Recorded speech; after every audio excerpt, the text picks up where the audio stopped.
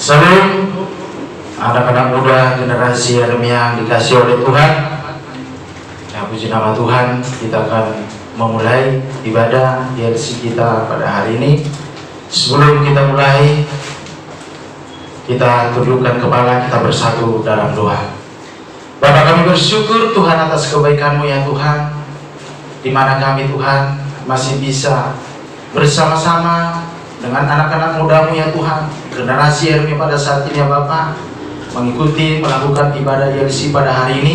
Kami bersyukur ya Tuhan, dan kami mohon biarlah Tuhan menjamah setiap hati anak-anak muda Bapa, sehingga Tuhan hati mereka rindu untuk senantiasa menyenangkan hati Tuhan. Berkati kami semuanya Tuhan Yesus, Kau berikan kepada kami sukacita, damai sejahtera, sehingga kami Tuhan bisa memberikan sepenuhnya hidup kami untuk mengikuti ibadah ini sampai selesai. Terima kasih Bapa, berkati kami semua, dan kami akan memulai ibadah YLC kami pada hari ini hanya di dalam nama Tuhan Yesus Kristus. Kami datang dan mengucap syukur. Haleluya. Amin. Ya, mari kita satukan hati kita. Saya undang kita sama-sama untuk membacakan Mazmur 91. Dalam lindungan Allah, orang yang duduk dalam lindungan yang maha tinggi dan bermalam dalam naungan yang maha kuasa akan berkata kepada Tuhan, tempat perlindunganku dan kubu pertahananku, Allahku yang kupercayai. Sungguh dialah yang akan melepaskan engkau dari jerat penangkap burung, dari penyakit sampar yang busuk. Dengan kepatnya ia akan melindungi engkau, di bawah sayapnya engkau akan berlindung, kesetiaannya ialah perisai dan pagar tembok. Engkau tak usah takut terhadap kedahsyatan malam, terhadap panah yang terbang di waktu siang, terhadap penyakit sampar yang berjalan di dalam gelap, terhadap penyakit menular yang mengamuk di waktu petang. Walau 1000 orang rebah di sisimu dan 10.000 di sebelah kananmu, tetapi itu tidak akan menimpamu. Engkau hanya menontonnya dengan matamu sendiri dan melihat pembalasan terhadap orang-orang fasik. Sebab Tuhan ialah tempat perlindunganmu, yang maha tinggi telah Kau buat tempat perteduhanmu. Malapetaka tidak akan menimpa kamu, dan tulah tidak akan mendekat kepada kemahmu. Sebab malaikat-malaikatnya akan diperintahkannya kepadamu untuk menjaga engkau di segala jalanmu. Mereka akan menatang kau di atas tangannya, supaya kakimu jangan terantuk kepada batu. Singa dan ular tudung akan kau langkahi, engkau akan menginjak anak singa dan ular naga. Sungguh hatinya melekat kepadaku, maka aku akan meluputkannya. Aku akan membentenginya sebab ia mengenal namaku. Bila ia berseru kepadaku, aku akan menjawab. Aku akan menyertai dia dalam kesesatan. Aku akan meluputkannya dan memuliakannya. Dengan panjang umur akan kukenyangkan dia, dan akan kuperlihatkan kepadanya keselamatan daripadaku. Nama yang dimaksud dengan Pentakosta ketiga, Pentakosta ketiga, 1. Pentakosta ketiga adalah pencurahan Roh Kudus yang dahsyat di zaman ini, melebihi yang terjadi di Asusastri. 2. Pentakosta ketiga akan mengakibatkan penuaian jiwa yang terbesar dan yang terakhir sebelum Tuhan Yesus datang kembali. 3. Pentakosta ketiga akan membangkitkan generasi Yeremia, yaitu anak-anak muda yang dipenuhi Roh Kudus, cinta mati-matian kepada Tuhan Yesus, tidak kompromi terhadap dosa, dan akan bergerak untuk memenangkan jiwa. 4. Pentakosta ketiga lahir di Indonesia dan bergerak ke bangsa-bangsa. Gerakan ini dari timur ke barat dan akan kembali ke Yerusalem. 5. Pentakosta ketiga akan memberikan kuasa untuk menyelesaikan amanat agung, dan setelah itu Tuhan Yesus datang kembali. Shalom saudara, di era Pentakosta ketiga ini, Gembala kita, Pendeta Dr. Insinyur Niko Nyotra Harjo, terus menekankan mengenai pencurahan Roh Kudus yang terbesar dan terakhir, sedang dan akan terjadi, supaya menyelesaikan amanat agung Tuhan Yesus. Nah, kita perlu memahami bahwa amanat agung bukan hanya mengenai penginjilan untuk membawa orang-orang yang belum bertobat masuk ke dalam Kristus. Namun, mengenai mengajar orang-orang percaya supaya menjadi serupa dengan Kristus. Bagaimana hal tersebut dapat terjadi? Tuhan Yesus katakan, "Jadikan semua bangsa murid-Ku." Pemuritan adalah bagian yang sangat penting dalam penyelesaian amanat agung Tuhan Yesus. Kabar baiknya, di seluruh dunia, hampir semua gereja memiliki program pemuritan yang sudah berjalan sejak gereja tersebut ada. Namun, pada tahun 2021, Dr. George Barna dari Barna Research memberikan satu statement yang mengejutkan sebagai hasil survei mendalam mengenai generasi muda. Dia berkata, pelayanan yang dilakukan oleh gereja selama 5 dekade terakhir sudah tidak dapat digunakan lagi kepada generasi muda saat ini. Pertanyaannya adalah, bagaimana kita menyesuaikan program-program pemuritan yang sudah ada supaya relevan dengan generasi kita saat ini? Salah satu jawaban yang disarankan oleh David Kinnaman dan Mark Matlock dalam buku Faith for Exiles adalah dengan pemuritan vokasional. Pemuritan vokasional dikatakan dapat membangkitkan satu generasi muda untuk menjadi resilient disciples atau murid-murid yang tangguh. Ciri-ciri resilient disciples adalah yang pertama, hadir beribadah di gereja dan aktif, bukan hanya sekedar datang untuk beribadah saja. Yang kedua, mereka percaya penuh pada otoritas kebenaran firman Tuhan. Yang ketiga, mereka berkomitmen secara pribadi kepada Tuhan Yesus, yaitu percaya bahwa Dia disalibkan dan dibangkitkan dari kematian dan mengalahkan dosa dan maut. Yang keempat adalah mereka menyatakan kerinduan dan percaya bahwa mereka dipanggil untuk mengubahkan masyarakat supaya menjadi lebih baik. Jadi, seperti apakah pemuritan vokasional yang dapat membangkitkan resilient disciples itu? Selain bersama-sama mempelajari Alkitab, murid-murid dibimbing dalam hal vokasi atau keahlian yang dimilikinya. Bayangkan seorang calon dokter yang dibimbing oleh seorang dokter ternama yang takut akan Tuhan. Selain mengarahkan untuk sukses sebagai seorang dokter, sang mentor juga membagi hidup dan pengalamannya bagaimana dia menjadi sukses dalam profesinya. Atau mungkin seorang pengacara yang berbagi tips untuk tetap takut akan Tuhan di saat menghadapi dilema moral. Pemuritan vokasional bukan hanya khotbah, berbagi cerita tentang kesuksesan atau mendapatkan kekayaan yang berlimpah. Namun pemuritan vokasional adalah mempersiapkan generasi muda untuk menjalani hidup mereka di dunia kerja dan bagaimana menghadapi situasi atau realita apabila mereka tidak mendapatkan apa yang mereka harapkan. Pemuritan vokasional ada untuk anak-anak muda mengetahui dan menghidupi panggilan Allah dalam hidup mereka, terutama dalam area pekerjaan, tapi juga untuk mengarahkan ambisi mereka kepada kerajaan Allah. Setelah mengetahui dampak luar biasa dari pemuritan vokasional, hal-hal apa sajakah yang perlu diperhatikan untuk mewujudkannya? Yang pertama adalah aplikasi nilai-nilai kerajaan Allah. Generasi muda Kristen umumnya mengetahui bahwa iman Kristiani dan kehidupan sehari-hari adalah hal-hal yang tidak terpisahkan. Mereka juga tahu bahwa secara umum mereka dipanggil untuk mewarnai dunia secara positif dengan cara menjalani hidup sebagai murid-murid Kristus. Yang mereka butuhkan adalah bagaimana secara lebih spesifik menjalankannya di area pekerjaan yang spesifik pula.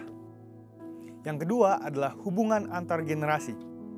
Pemuritan vokasional berbicara mengenai menghubungkan generasi muda dengan generasi sebelumnya, sesuai dengan vokasi yang akan atau sedang mereka geluti. Ingin jadi politikus? Mintalah politikus Kristen yang sukses dan bersih menjadi mentornya. Ingin menjadi pengusaha startup? Mintalah pengusaha yang sukses membangun bisnis sendiri dan terbukti takut akan Tuhan menjadi mentornya. Mau menjadi tentara? Mintalah perwira yang hidup dalam firman menjadi mentornya. Atau mungkin terpanggil menjadi pengkhotbah. Selain masuk sekolah Alkitab, mintalah seorang pengkhotbah yang baik untuk menjadi mentornya. Poin yang ketiga adalah pemuritan vokasional membutuhkan komitmen yang serius. Pemuritan vokasional bukan ibadah raya atau kelas-kelas Alkitab, tetapi suatu kedekatan khusus antara murid dan mentor. Ini membutuhkan komitmen dan upaya yang lebih dari pihak mentor. Sang mentor membagikan bukan hanya hal-hal baik yang dia terima dan yang dilakukan dalam bidang pekerjaannya, tetapi juga dengan terbuka mengenai pengalaman buruk yang dialaminya. Mentor membagikan bagaimana ia menang atas semua hal itu. Dengan kuasa Roh Kudus, di era Pentakosta ketiga ini dan melalui pemuritan vokasional, kiranya dibangkitkan generasi Yeremia yang menjadi resilient disciples. Saudara, untuk penjelasan lebih lengkapnya dari tim teologi kami, silahkan klik link yang ada di atas atau scan QR Code yang tersedia. Tuhan Yesus memberkati.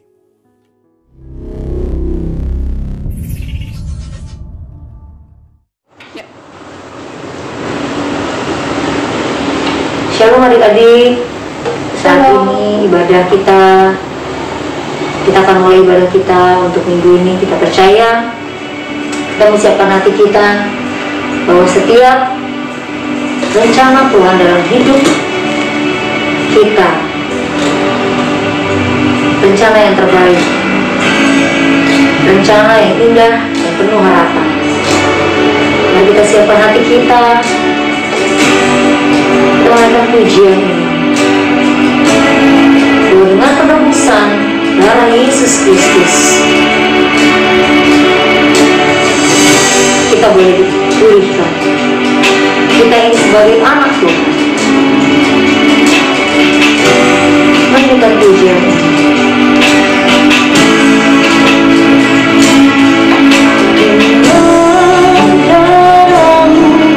Kau tebus dosaku.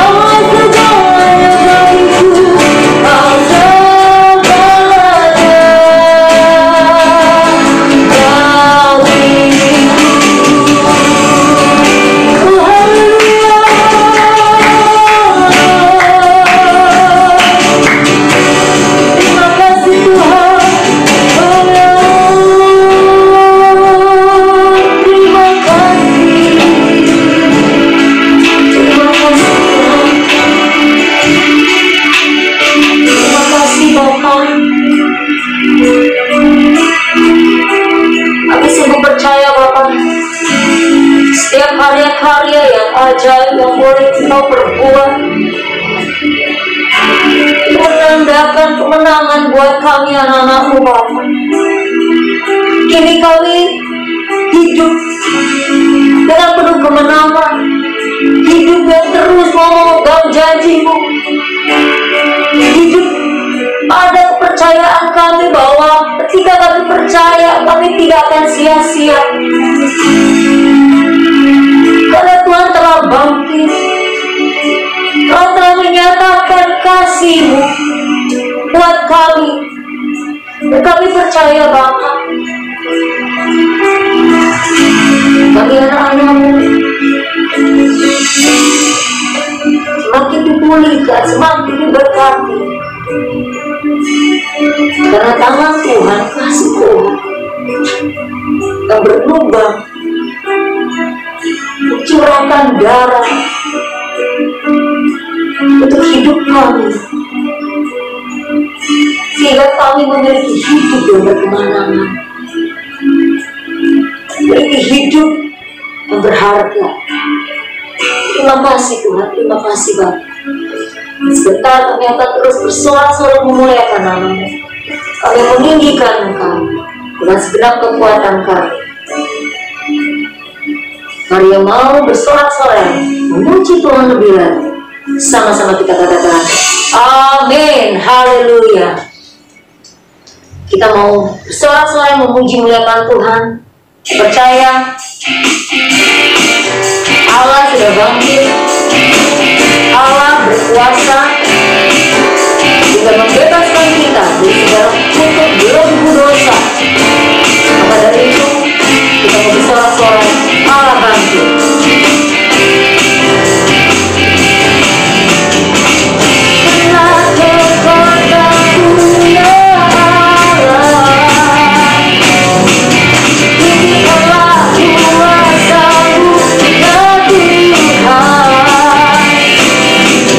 Será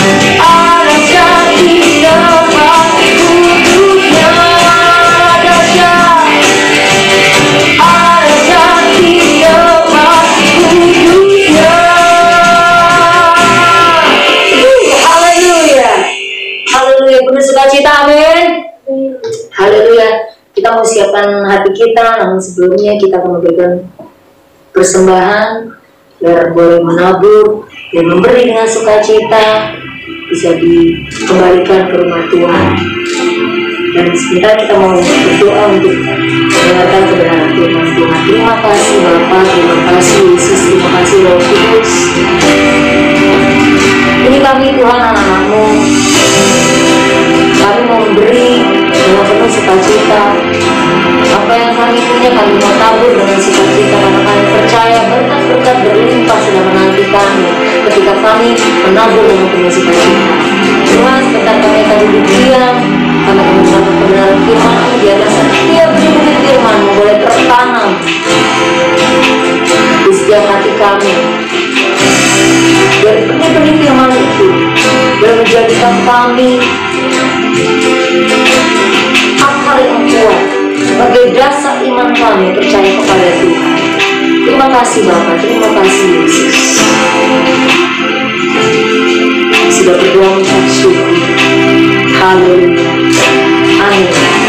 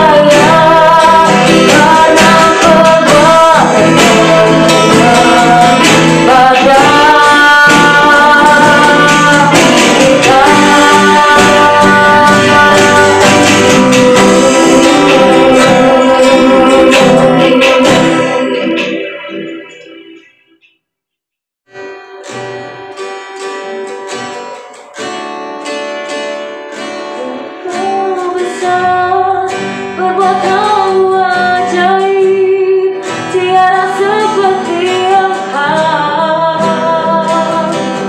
tiada seperti Engkau. Engkau besar, perbuatanmu ajaib, tiada seperti Engkau, tiada seperti. Katakan sekali lagi, sebab Kau besar, sebab Kau besar, perbuatanmu ajaib, tiada seperti Engkau,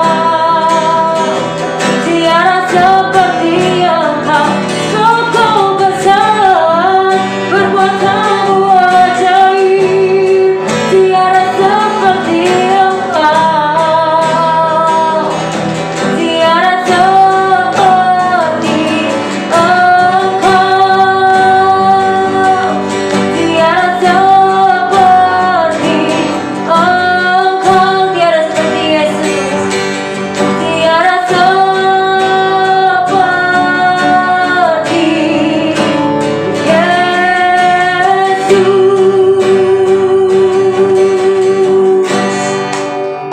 Haleluya, Tuhan memberkati. Shalom.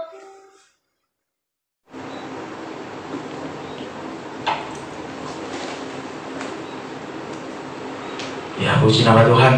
Kita akan masuk dalam kebenaran firman Tuhan.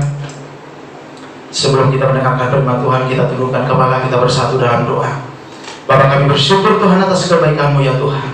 Terima kasih buat penyertaan-Mu, di mana setiap anak-anak muda generasi yang ada pada saat ini sudah memberikan hati mereka Tuhan, memuji memuliakan Engkau melalui pujian yang mereka naikkan, mereka agungkan kepada Engkau pada hari ini.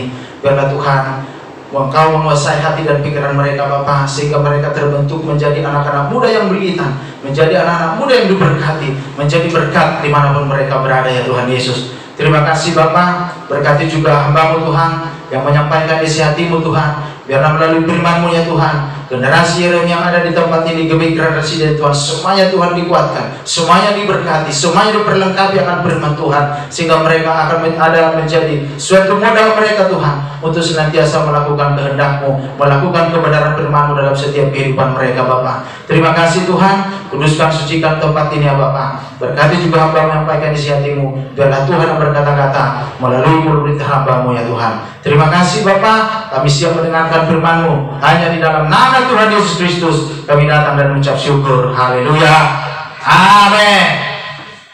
Ya, puji nama Tuhan. Anak-anak muda generasi yang dikasihi oleh Tuhan Yesus Kristus, yang hari ini saya hanya mereview di mana sudah 3 minggu terakhir kita sudah mendengarkan khotbah-khotbah yang disampaikan oleh Opa, yang disampaikan oleh Kak Penny, maupun disampaikan oleh Tante Ibu Christine. Dan ada 3 hal yang mereka sampaikan, yaitu yang pertama itu tentang keberadaan Allah. Dan saya di sini hanya untuk mengulang supaya kita lebih ingat. Tapi saya tekankan kepada anak-anak muda supaya kita bisa lebih mengolah tentang kebenaran firman Tuhan. Ya, alangkah baiknya kita persiapkan pulpen dan buku tulis kita, karena banyak ayat-ayat yang harus kita pelajari. Dan tidak mungkin saya bacakan dari sini semua karena waktunya sangat terbatas. Jadi alangkah baiknya bisa dicatat, dan setelah selesai nanti bisa kita cek kebenarannya di firman Tuhan supaya kita lebih mengerti. Amin.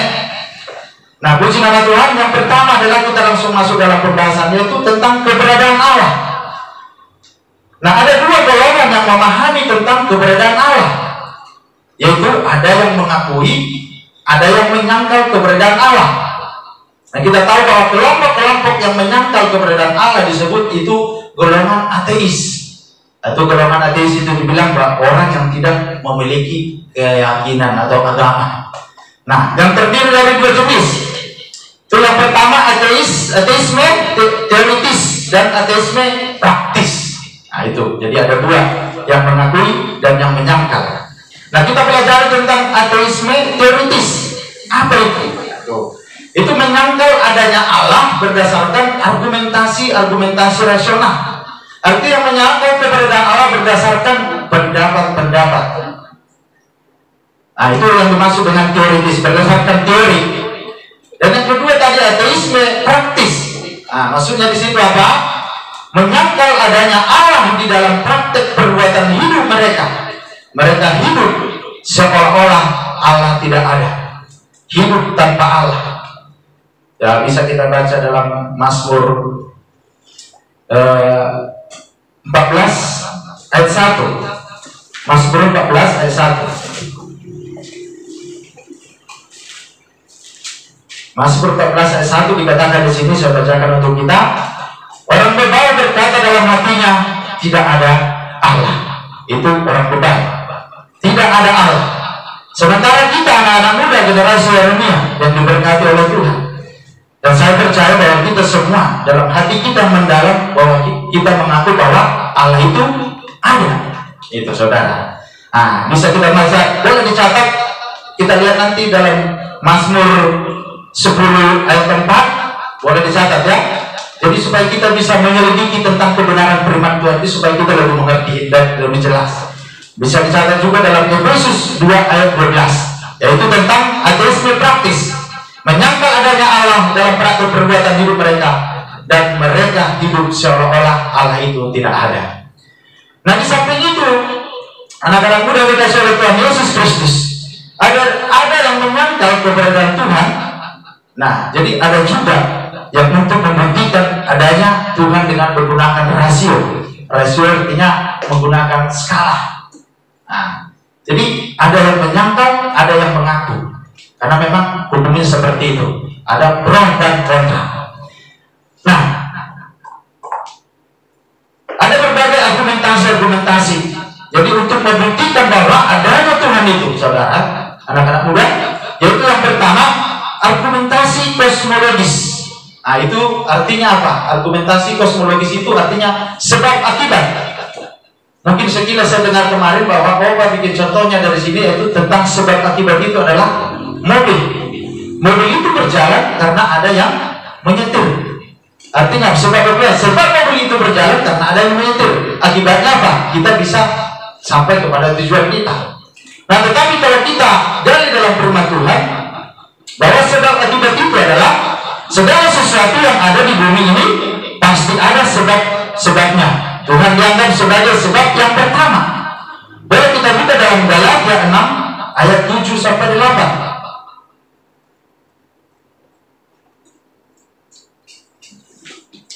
Galatia 6 ayat 7 sampai 8. Perbantuan seperti ini katakan, jangan sesat. Allah tidak membiarkannya diperbankan, karena apa yang ditabur orang itu juga yang akan dituainya. Ayat 8. Sebab barang siapa menabur dalam dagingnya, ia akan menuai kebinasaan dari dagingnya. Tetapi barang siapa menabur dalam roh, ia akan menuai hidup yang kekal dari roh itu. Artinya di sini ada apa? Sebab akibat itu adalah hukum tabur tuai. Sedikit kita menabur, kita mendapatkan berkat sedikit. Itulah sebab akibatnya. Kalau kita sebab sedikit menabur, akibatnya kita terima adalah sedikit. Nah, itu juga dikatakan di sini bahwa barang siapa menabur dalam dagingnya, akibatnya apa? Itu sebabnya ya. Sebab barang siapa menabur dalam dagingnya, akibat yang diperoleh ya, ia akan menuai kebinasaan dari dagingnya. Nah, itu berbicara tentang masalah akibat, tentang argumentasi kosmologis. Contohnya seperti itu. Terus yang kedua, argumentasi teologis. Argumentasi teologis itu beranggapan bahwa dalam alam semesta ada suatu keteraturan, maka sudah pasti ada yang mengatur, yakni Tuhan. Artinya dalam segala sesuatu yang ada dalam semesta sudah ada yang mengatur. Kita tidak boleh lagi lari dari jalur rel yang Tuhan tetapkan kepada kita. Kalau anak-anak muda di tempat ini sudah Tuhan pilih untuk mengambil bagian dalam suatu pelayanan, bahkan kita sudah berlatih banyak untuk bermain gitar, keyboard dan segala macam. Artinya bahwa itu sudah karunia yang Tuhan berikan kepada anak-anak muda di tempat ini untuk melayani Tuhan. Artinya kita tidak boleh lari dari apa yang Tuhan tetapkan, yang Tuhan tentukan, yang ingin kita lakukan dalam kehidupan kita dalam bidang pelayanan. Jadi kita harus tetap berjalan dalam koridornya Tuhan, karena semuanya sudah diatur. Sekali kita memilih tetap bersama dengan Yesus, kita harus tetap berjalan bersama Yesus, apapun tantangan, apapun kendala yang diperhadapkan dalam hidup kita. Amin. Terus yang selanjutnya, saudara, Anak-anak muda, saya percaya masih ya kita dengan membuka hati untuk mendengarkan apa yang saya ajarkan dari hari ini. Boleh kita catat kalau supaya kita lebih mengerti. Yang ketiga yaitu argumentasi ontologis. Apa itu argumentasi ontologis? Di dalam tiap orang terdapat kesadaran tentang Allah. Karena itu Allah pasti ada. Jadi orang yang punya argumentasi ontologis itu beranggapan bahwa Allah itu pasti ada. Mungkin kita sekedar juga bisa berbicara seperti itu, anak-anak muda, bahwa Allah itu pasti ada. Makanya kita mau menyembah Allah yang hidup. Itu Allah pasti ada. Itu tentang argumentasi ontologis. Selanjutnya argumentasi moral. Nah, di dalam diri manusia terdapat kesadaran moral atau tahu membedakan mana yang baik, mana yang buruk. Semua saya percaya anak-anak muda sudah memiliki hal yang seperti itu. Kita sudah tahu membedakan mana yang boleh kita lakukan, mana yang tidak boleh kita lakukan. Terutama dalam masa pertumbuhan kita pada saat ini, dalam pertumbuhan dari proses anak-anak menuju remaja, tantangannya sangat berat. Jadi banyak hal-hal yang boleh tidak kita lakukan. Tetapi kalau kita hidup bersama dengan Tuhan, kita mau tahu membedakan mana yang baik, mana yang tidak baik, pasti itu terhindar dari kehidupan kita. Nah, kesadaran itu datangnya dari Tuhan. Jadi kesadaran yang kita miliki itu artinya tahu kita mana yang baik, mana yang tidak baik, itu datangnya dari Tuhan, bukan dari diri kita sendiri. Nah, anak-anak muda dikasih oleh Tuhan Yesus Kristus, artinya pada sini bahwa setiap pernyataan argumentasi tadi mempunyai kelemahannya juga.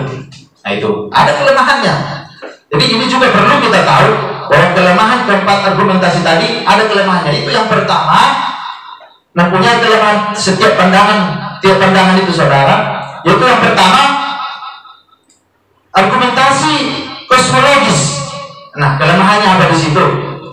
Nah, bila segala sesuatu ada sebabnya, tentu Tuhan juga ada sebabnya. Nah, itu pernyataan seperti ini mungkin sangat-sangat jarang kita dengar. Tetapi itulah menjadi suatu kelemahannya. Di mana dikatakan tadi bahwa argumen ontologis itu menyatakan bahwa ada sebab akibat. Nah, orang juga yang mempunyai pandangan seperti itu, bahwa kelemahannya itu dikatakan bila segala sesuatu ada sebabnya, tentu Tuhan juga ada, karena ada sebabnya, gitu. Itu kelemahan yang pertama. Terus kelemahan yang kedua itu argumentasi teologis.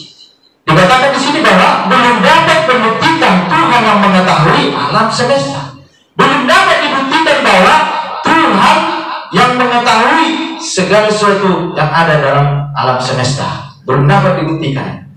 Nah, tetapi kita percaya kalau dikatakan tadi bahwa secara teologisnya beranggapan bahwa dalam alam semesta ada suatu keteraturan, maka sudah pasti ada yang mengatur, yaitu Tuhan.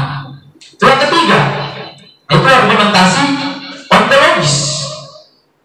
Dikatakan bahwa apa yang dipikirkan oleh manusia belum tentu ada. Ya, jadi apa yang kita pikirkan belum tentu ada dan belum tentu terjadi. Bahwa kita sering mengalami hal seperti itu mungkin dalam kehidupan kita di masa pertumbuhan remaja anak-anak muda pada saat ini. Jadi segala sesuatu yang kita pikirkan belum tentu terjadi kalau kita melangkah. Nah, contohnya kalau kita ditunjuk untuk melayani dalam satu pelayanan, contohnya main gitar, mungkin dalam hati kita berkata bahwa saya tidak bisa, kalau saya nanti takut salah-salah.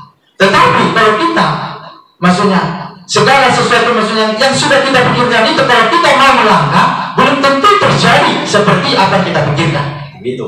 Itulah kelemahan. Jadi terus yang keempat, argumentasi moral. Itu anggapan terhadap norma-norma yang baik dan buruk tidak sekali sama untuk setiap masyarakat. Artinya berbeda-beda. Setiap golongan masyarakat semuanya anggapan itu terhadap orang berbeda-beda. Itu yang pertama. Itu tentang pembahasan tentang keberadaan Allah. Ini saya persingkat. Jadi itu makanya saya bilang tadi kita persiapkan alat tulis dan buku kita supaya kita bisa mencatat. Yang kedua, kita masuk dalam sifat-sifat Allah. Nah, sifat-sifat Allah di sini dibagi dua bagian. Itu yang pertama, sifat-sifat Allah dalam kebesarannya atau atribut of greatness. Yang kedua, sifat-sifat Allah di dalam kebaikannya atau atribut of goodness. Nah, kita belajar yang pertama, yaitu sifat-sifat Allah dalam kebesarannya. Dalam kebesarannya kita menemukan 4 hal tentang sifat Allah. Yang pertama, Allah sebagai roh. Yang kedua, Allah sebagai pribadi. Yang ketiga, Allah sebagai Allah yang hidup. Yang keempat, Allah sebagai Allah yang tidak terbatas. Nah, kita bahas satu persatu. Yang pertama dikatakan tadi bahwa sifat-sifat Allah itu adalah Allah sebagai roh. Nah, Allah sebagai roh, Allah bukanlah sesuatu yang bersifat fisik tetapi roh. Nah, itu kita harus tahu bahwa Allah kita bukan bersifat fisik tetapi roh. Makanya roh itu adalah sifatnya kekal. Boleh kita buka dalam Yohanes 4 ayat 24. Kita buka Yohanes 4 ayat 24.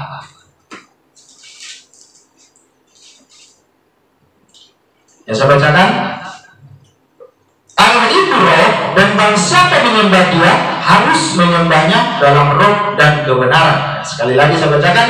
Allah itu roh, dan barang siapa menyembah Dia harus menyembahnya dalam roh dan kebenaran. Artinya di situ tidak boleh asal-asal.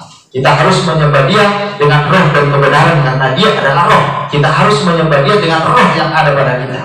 Nah, jadi boleh dicatat, kita lihat juga dalam Timotius 1:17, Timotius 6 ayat 15 sampai 16.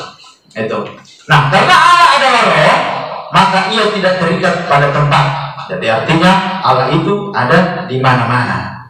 Nah, boleh kita catat, kita lihat di Yohanes 4 ayat 21, Kisah 17 ayat 24. Nah, doktrinlah kita tentang Allah sebagai roh sekaligus merupakan sanggahan terhadap praktek pemujaan berhala atau alam. Nah, itu yang pertama, bahwa Allah sebagai roh. Terus yang kedua, Allah sebagai pribadi. Sebagai pribadi Allah mempunyai perasaan, kehendak, kesadaran, dan dapat memilih berhubungan dengan pribadi lain. Sama dengan kita. Kita juga mempunyai perasaan. Kita juga mempunyai kesadaran. Kita juga mempunyai suatu pilihan, keinginan, dan kita juga bisa berteman, berhubungan dengan siapapun. Dan Allah juga seperti itu. Nah, Alkitab memberikan penjelasan bahwa sebagai pribadi Allah memiliki nama, bukan sekedar untuk menunjukkan identitas terhadap sebagai alamat penyembah. Boleh kita baca dalam Kejadian 4 ayat 26 dan Kejadian 12 ayat 8. Jadi nama itu bukan sembarangan nama. Jadi nama itu harus dihormati. Boleh kita tulis, kita baca nanti dalam Keluaran 20 ayat 7. Jadi nama itu harus dihormati. Jadi nama itu bukan sekedar untuk menunjukkan identitas Allah, tetapi sebagai alamat penyembahan kita. Kemana tujuan kita untuk menyembah? Siapa yang kita sembah? Yang kita sembah adalah Allah yang hidup, yaitu Yesus Kristus. Jadi itulah yang menjadi tujuan alamat kita untuk melakukan penyembahan kita dengan roh. Terus yang ketiga, Allah sebagai Allah yang hidup. Allah mempunyai hidup bukan dari luar dirinya, melainkan dari dalam dirinya sendiri. Nah, boleh kita buka dalam Yohanes 5 ayat 26.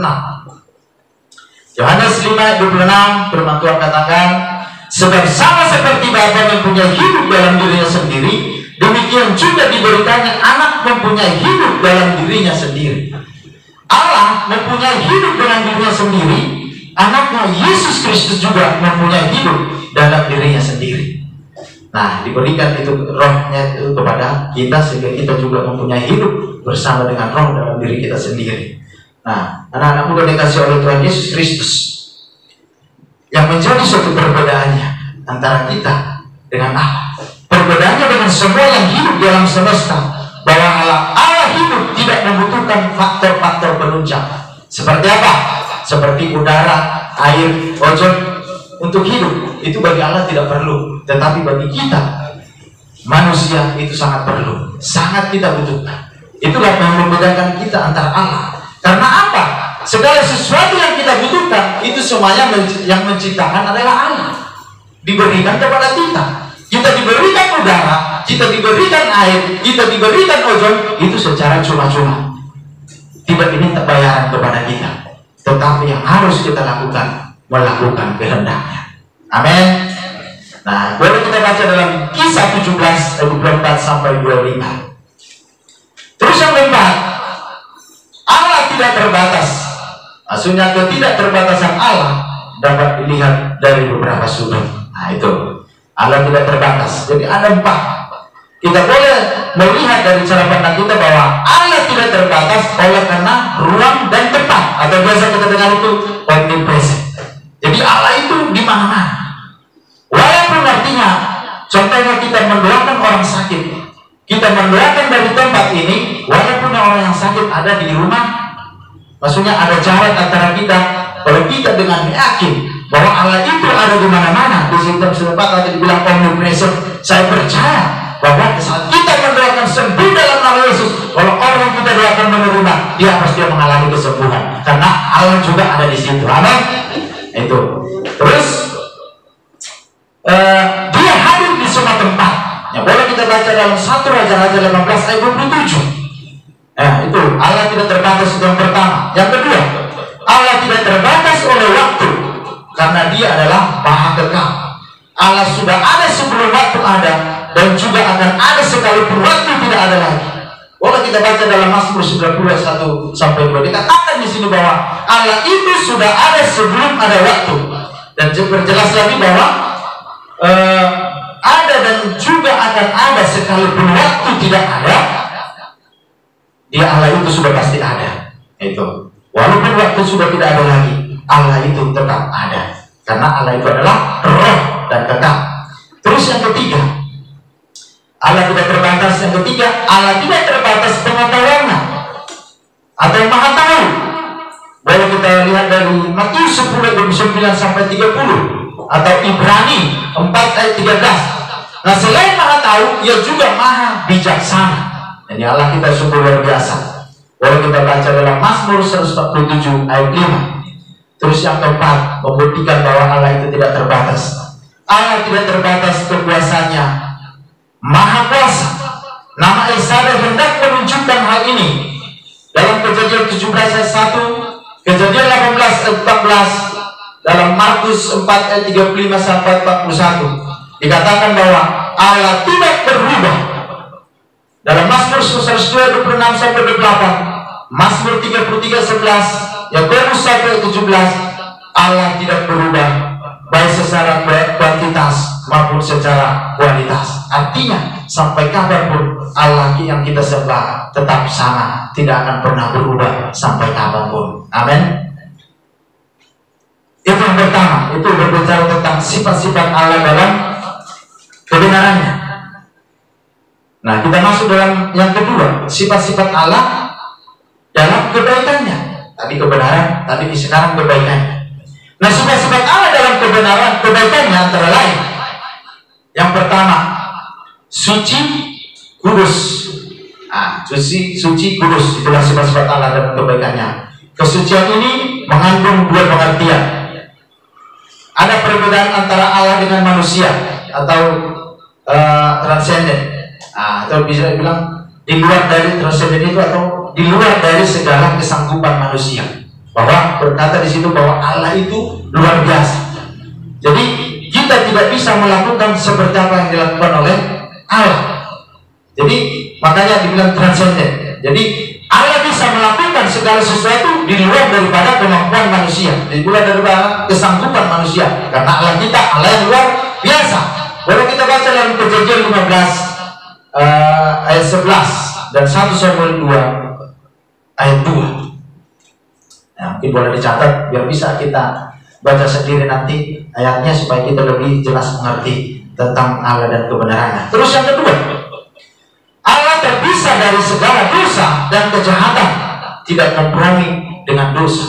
Dalam Habakkuk 1:13, Allah terpisah dari segala dosa dan dia tidak kompromi terhadap dosa. Nah, kalau dibandingkan dengan kita dibebaskan, kita diselamatkan karena kita sudah kehilangan kemuliaan Allah, karena kita semua sudah jatuh ke dalam dosa. Nah, itu yang membedakan. Tetapi Allah tidak berkompromi dengan dosa. Terus yang kedua bahwa Allah dengan kebaikannya yang kedua bahwa Allah itu adalah adil. Kesucian Allah berhubungan dengan keadilannya. Karena Allah adil, maka Ia tidak memandang muka, tidak memilih kasih terhadap dosa. Jadi kita semua anak-anak muda, generasi yang ini yang dikasih oleh Tuhan, Tuhan tidak memandang apa yang kita punya, apa yang kita memiliki, tetapi kita semua sama di mata Tuhan. Amin. Jadi kita jangan berkecil hati, walaupun artinya teman kita bisa melakukan seperti ini, tetapi kita tidak bisa. Karena apa? Tuhan memberikan karunia, Tuhan memberikan talenta, mungkin berbeda kepada kita. Tetapi setiap karunia yang kita miliki, kita harus mensyukuri dan kita kembangkan. Amin. Karena Allah itu Allah adil. Ia mengecam hakim yang tidak adil. Atau bisa baca Amos 5:12, Yakobus 2:1-13. Dia adalah menghukum dosa. Itu yang kedua, bahwa Allah kita itu adil. Yang ketiga, Allah kita itu benar. Artinya segala keputusan dan hukumnya adalah sempurna, tidak ada cacatnya. Semuanya benar, semuanya sempurna. Dalam Mazmur 19:8-9, Ia tidak bertindak sesuai dengan Ia bertindak sesuai dengan hukum-hukumnya. Dalam Kejadian 18:25, Yeremia 9:24. Itu yang ketiga, bahwa Allah kita itu adalah Allah yang benar. Segala keputusan dan hukumnya adalah sempurna, tidak ada bercacat, tidak ada kesalahan, semuanya benar. Dan Ia bertindak sesuai dengan hukum-hukumnya, tidak menyimpang. Itu. Terus yang keempat, bahwa Allah kita itu kasih. Nah, kita tahu bahwa ini merupakan sifat Allah yang menonjol. Bahkan Ia adalah kasih. Kita baca 1 Yohanes 4:8.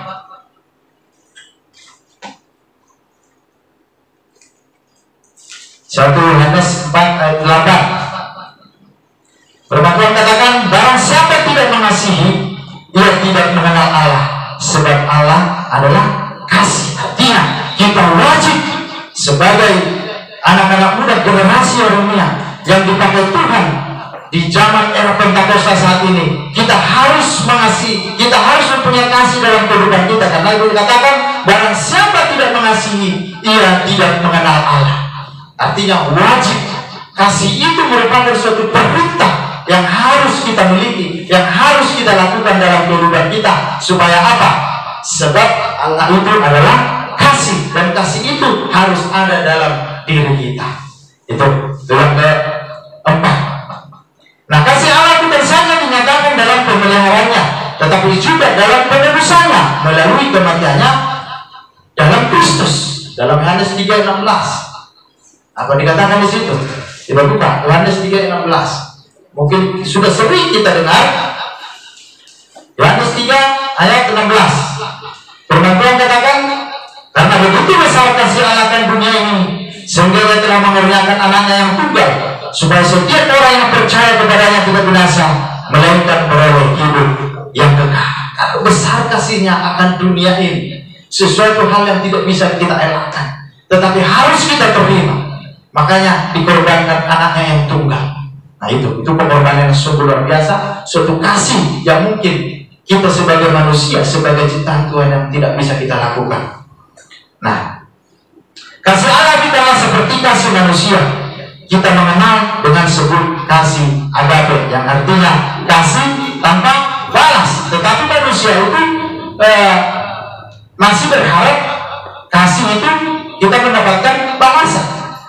Makanya dikatakan terima kasih. Nah, itu kan artinya di sini sebenarnya jangan kita hanya menerima. Kalau kita menerima, wajib kita mengasihi atau memberi. Nah, itu hukumnya seperti itu. Nah, itu yang kedua tentang Allah dan kebenarannya. Terus Allah di dalam karyanya. Di dalam karyanya kita memahami beberapa hal. Yang pertama sebagai Allah sebagai pencipta, Allah sebagai pemelihara, Allah sebagai pemimpin. Itu yang ketiga. Ketiga hal, Allah sebagai pencipta, Allah sebagai pemelihara, Allah sebagai pemimpin. Nah, kita bahas satu persatu. Nah, Allah sebagai pencipta dikatakan di sini bahwa Alkitab diawali dengan suatu kisah tentang penciptaan alam semesta. Kalau kita baca dalam Kejadian 1 ayat 3 disebutkan bahwa pertama alam semesta tidak terjadi dengan sendirinya, tetapi karena Tuhan. Nah, karena Tuhan memberkati di situ, makanya alam semesta bisa terjadi. Terus yang kedua, Tuhan satu-satunya yang berkuasa, sedangkan makhluk lainnya merupakan ciptaannya, termasuk kita adalah ciptaan Tuhan. Segala sesuatu yang ada di bumi ini Tuhan menciptakan, merenovasinya itu dikatakan itu selama 6 hari, sehingga semuanya bisa sempurna. Terus yang ketiga, Tuhan menciptakan dunia dan segala isinya baik adanya, dan semuanya baik. Semuanya selalu Tuhan berikan yang terbaik. Semuanya kita diciptakan dengan sesuatu kualitas yang terbaik. Terus yang keempat, tujuan Tuhan menciptakan dunia adalah untuk kemuliaan namanya. Boleh kita lihat dalam Mazmur 19 ayat 2, Roma 11 ayat 36b. Nah, boleh kita catat dan boleh kita baca-baca, buka firman Tuhan supaya tanpa pengetahuan kita, pengenalan kita akan kebenaran firman Tuhan. Terus yang kedua dari Allah di dalam karyanya. Yang kedua, Allah sebagai pemelihara. Nah, setelah Allah menciptakan dunia ini, Allah memeliharanya. Artinya pada saat Allah menciptakan dunia, Allah tidak membiarkan begitu saja, tetapi Allah maha hadir, Allah memeliharanya. Jadi artinya Allah bertanggung jawab atas segala sesuatu tindakan yang dia lakukan. Nah, kita bisa melihat dari Nehemia 9 ayat 6, Kisah 17 ayat 28, Yohanes 5 ayat 17. Kita baca Yohanes 5 ayat 17. Yohanes 5 ayat 17. Tuhan katakan, tetapi ia berkata kepada mereka, Bapakku bekerja sampai sekarang, maka aku pun bekerja juga. Artinya apa? Bahwa Allah sudah menciptakan dunia ini, dia tidak pernah berhenti untuk bekerja, memberikan yang terbaik kepada kita sebagai makhluk ciptaan Tuhan. Amin. Nah, itu. Terus Allah sebagai pemimpin. Ini yang ketiga. Allah tidak hanya memelihara, namun sekaligus juga mengarahkan dan memimpin secara dunia. Dalam perjalanan digambarkan secara langsung maupun tidak langsung. Boleh kita baca dalam Yesaya 10 ayat 5, ayat 45, Yesaya 45 ayat 1, atau Ezra 1 ayat 1. Nah, di situ jelas dikatakan bahwa Allah itu sebagai pemimpin, dan dia tidak hanya memelihara, namun sekaligus juga mengarahkan dan memimpin kita, mengarahkan tujuan hidup kita semua untuk menuju hal-hal yang lebih baik. Nah, itulah yang kedua. Yang kedua tadi kita sudah membahas tentang sifat-sifat Allah, yaitu sifat-sifat dalam kebesarannya, sifat-sifat dalam kebaikannya, terus Allah di dalam karyanya, gitu. Nah, sekarang kita masuk dalam hal yang ketiga, yaitu tentang Allah Tritunggal. Tuh. Dan manusia hanya dapat mengenal Allah jika ia mengatakan dirinya kepada manusia. Kalau Tuhan tidak menyatakan dirinya kepada kita, kepada saya, kepada kita semua anak-anak muda di tempat ini, kita tidak bisa mengenal diri daripada Allah. Tetapi karena Allah mengenal, menyatakan dirinya kepada kita semua, sehingga itu yang menjadi suatu dasar kita untuk bisa mengenal Allah. Nah, Allah menyatakan dirinya sebagai Allah Tritunggal. Ya, mungkin sudah sering kita dengar Tritunggal itu apa? Yaitu pribadi dalam satu, tiga tapi satu, yaitu Bapa, Anak, dan Roh Kudus. Itu. Memang kalau kita melihat di dalam Alkitab, pembahasan dituliskan tentang cari dalam Alkitab itu tidak ada. Tetapi pembahasan tentang Tritunggal ini di ayat Alkitab sangat banyak.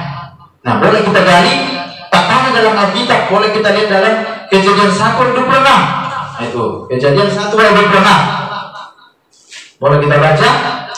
Berfirman Allah, baiklah kita menjadikan manusia menurut gambar dan rupa kita, supaya mereka berkuasa atas ikan-ikan di laut dan burung-burung di udara dan atas ternak dan atas seluruh bumi dan atas segala binatang melata yang merayap di bumi. Berfirmanlah Allah, dikatakan baiklah kita menjadikan manusia menurut gambar dan rupa kita. Itu dikatakan Tuhan. Itu katanya. Boleh kita lihat dari Kejadian 1 ayat 2, Kejadian 6 ayat 3, Matius 3:16-17, Yohanes 14 ayat 6 sampai 17, dan 2 Korintus 13 ayat 13, dalam Efesus 2 ayat 18, Efesus 3 ayat 2 sampai 5, dan lain-lain, masih banyak. Itu fakta-fakta bisa kita lihat tentang membahas tentang Tritunggal, tentang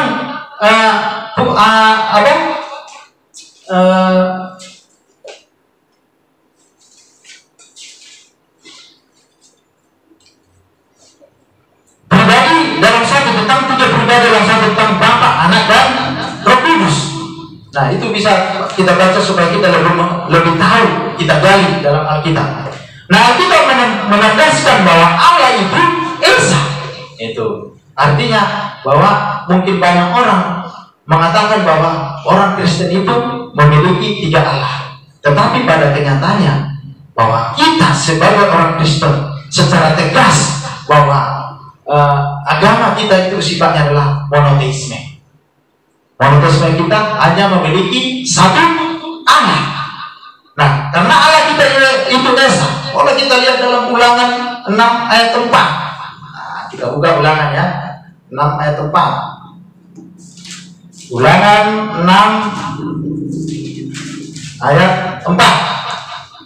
Dengarlah hai orang Israel, Tuhan itu Allah kita, Tuhan itu Esa.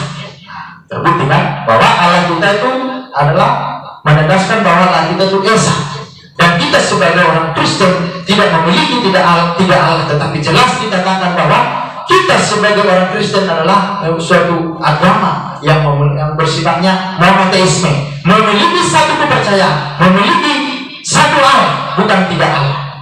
Nah, itu pandangan orang-orang di luar sana. Tapi kita harus tetap mempertahankan bahwa Tritunggal, bahwa kita hidup, bahwa Bapa, Anak, dan Roh Kudus itu adalah 1. Nah, dikatakan di sini bahwa Allah menyatakan dirinya dengan 3 cara, yakni sebagai Bapa, Anak, dan Roh Kudus. Nah, itulah cara Allah. Makanya ada Tritunggal. Kenapa dikatakan pernyataan Tritunggal?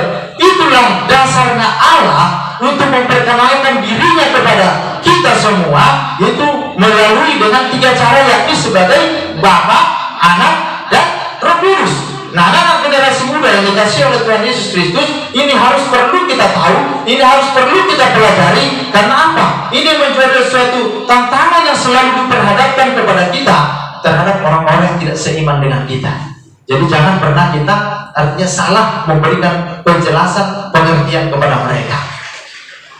Nah, kita jelaskan satu persatu bahwa itu tidak boleh dipandang bahwa Allah itu ada 3, melainkan 1. Kita jelaskan satu persatu bahwa Allah Bapa itu apa, saudara? Anak-anak muda dan oleh Tuhan Yesus Kristus yang boleh disimak bahwa Allah Bapa itu adalah Allah yang bersemayam di atas kita, Allah yang daripadanya bersumber segala sesuatu. Dia yang menciptakan segala sesuatu yang ada di bumi ini.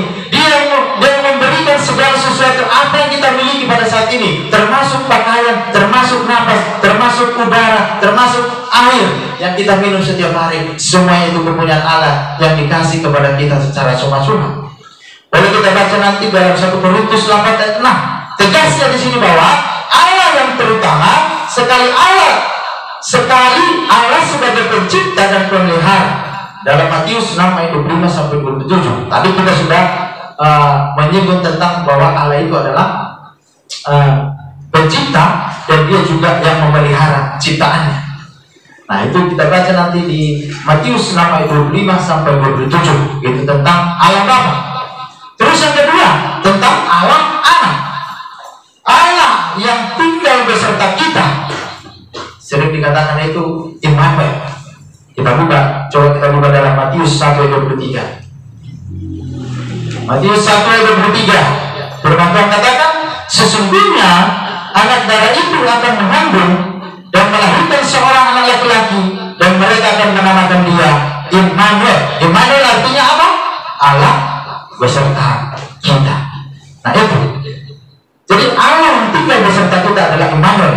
Ia tidak hanya bersemayam jauh di atas, tetapi mau tinggal dekat dengan manusia. Tujuannya apa? Menyelamatkan manusia yang sudah jatuh ke dalam dosa. Artinya disebut Immanuel, Allah beserta kita. Di saat kemanapun kita melangkah, dimanapun kita berada, kita tetap percaya Immanuel, bahwa Tuhan menyertai kita. Kita percaya bahwa Allah selalu dekat bersama-sama dengan kita. Sejauh doa, artinya kita tidak perlu teriak. Kita berbisik pun Tuhan pasti dengar. Itu menandakan bahwa Allah dengan kita sangat-sangat dekat. Nah, itu. Sekarang yang ketiga, yaitu Allah Roh Kudus. Nah, Allah Roh Kudus, Allah yang diam di dalam kita, bekerja di hati kita. 1 Korintus 3 ayat 16. Coba kita baca 1 Korintus 3 ayat 16.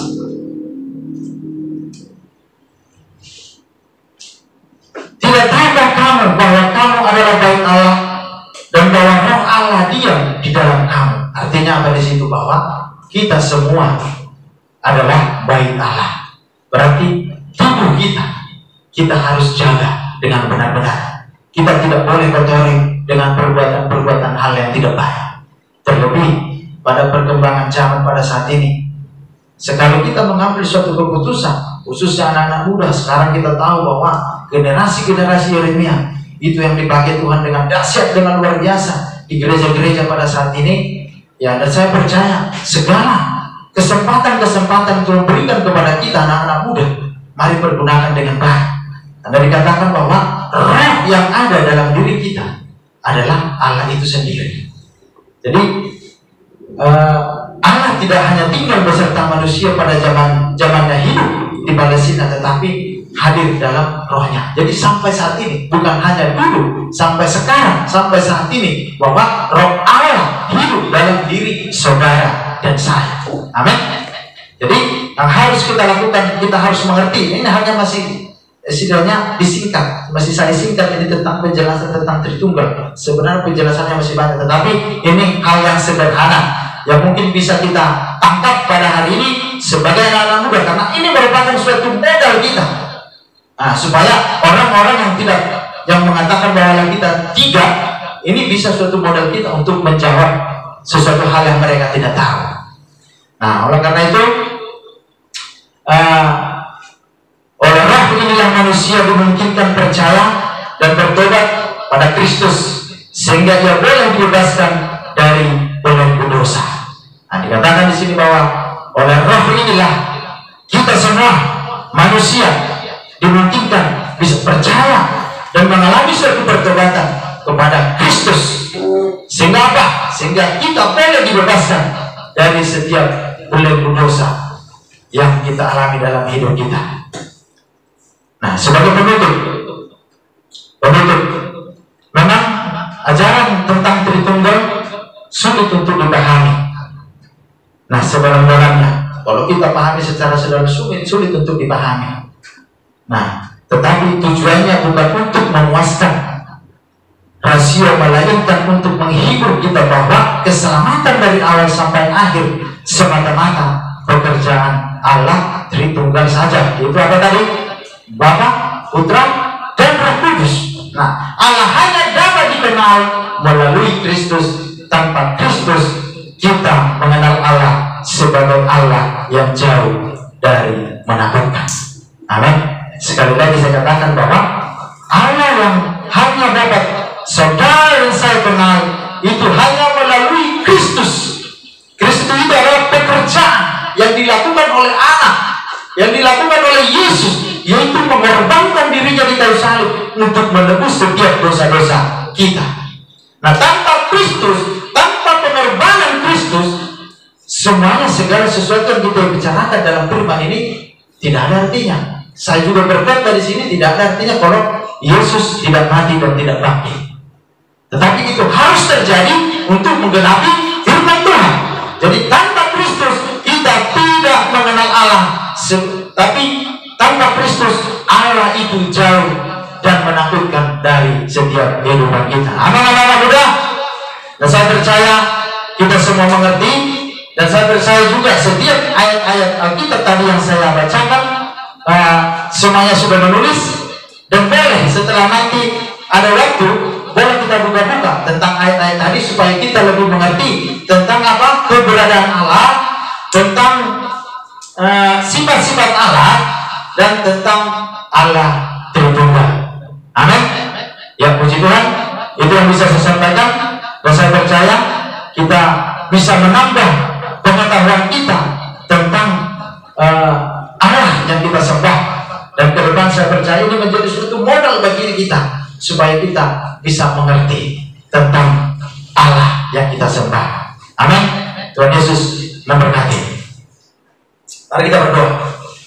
Kami bersyukur Tuhan atas kebaikan-Mu ya Tuhan. Hamba telah selesai menyampaikan firman-Mu Tuhan yang betul dalam satu pengajaran tentang pengenalan akan Engkau ya Bapa. Biarlah Tuhan setiap anak-anak muda-Mu Tuhan yang menyaksikan video ini ya Tuhan, ya mereka dijamah Tuhan, sehingga mereka lebih mengerti lagi tentang keberadaan Allah dalam kehidupan mereka, tentang sifat-sifat Allah, tentang doktrin pengajaran tentang Allah Tritunggal, supaya anak-anak muda kami diperlengkapi Bapa, sehingga kami yakin dan percaya Tuhan, dengan modal yang mereka terima pada saat ini melalui pengajaran ini, mereka akan dikuatkan, mereka akan semakin mengerti tentang Engkau, sehingga mereka semakin membuka hati mereka kepada Engkau ya Tuhan.